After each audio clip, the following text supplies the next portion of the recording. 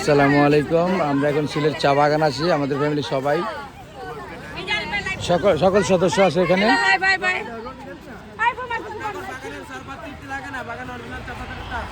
গুরু কাকে গুরু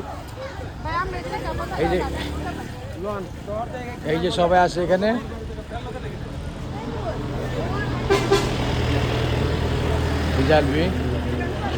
আমরা চা বাগানে আসছি, এখানে কিছু ঘোরাফেরা করে আমরা যাবো গা অন্য স্পটে যাবো একটা।